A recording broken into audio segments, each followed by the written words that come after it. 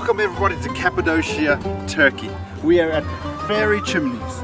Chimneys that have been created throughout the endless ages of time by none other than the fairies. No, not by fairies, but erosion through the mountains by water, air, and dust. Fantastic. Talk about being off with the fairies. It was actually the Hittites that first inhabited this land from the ancient region of Mesopotamia. They built caves in these fairy chimneys and they made it their home.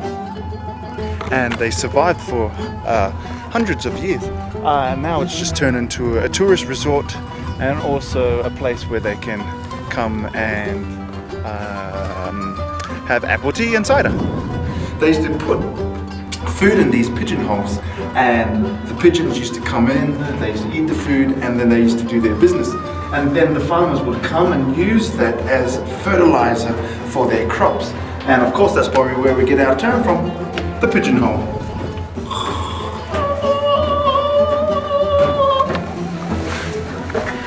We're in the underground cities, a place that was used by the Hittites and also the Christians in the 3rd to 4th century AD.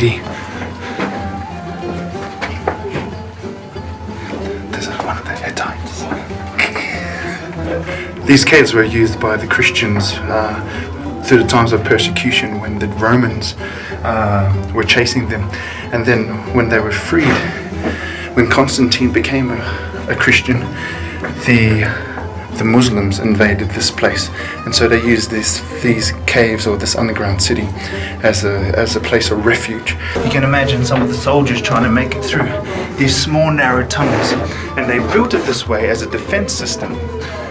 And then they would have these millstones here, and they would roll it in front of the door here, and with this small hole they would stab a spear through them to try and keep the warriors out.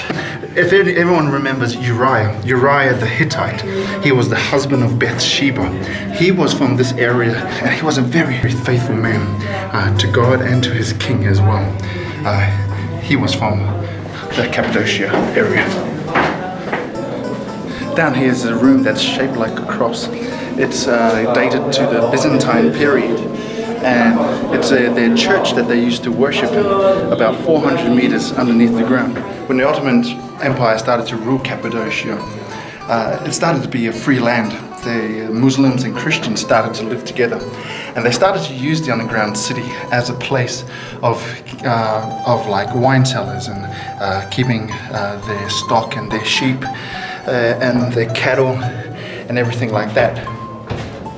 Then after a while they started to lose use of the underground cities, and then it was not being used for a few hundred years until about 1962, when a man was trying to build his house. He was trying to build his house and make the foundation of the house, and then the house started to sink under the ground. And then he called on an archaeologist, and the archaeologist came and they started to dig up what was under here, and then they started to find all these little homes here. People used to live here and with their family and put up wooden doors around here. Today you can only visit a few of these underground cities, and today we're only witnessing only about 20%.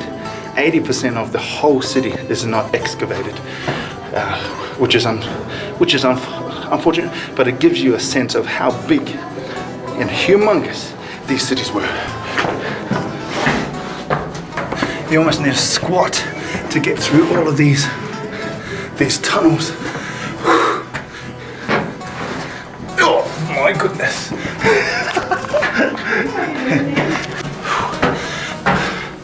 I'm assuming that these people were small people. You can see behind me, this is the place where they used to teach their children. Down here there are 2 rows of rocks.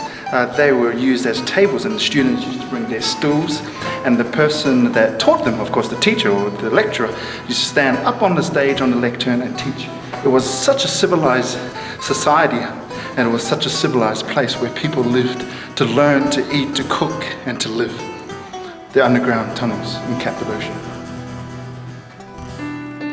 When Christianity was legalized by Constantine, The Christians who lived underground moved to higher ground.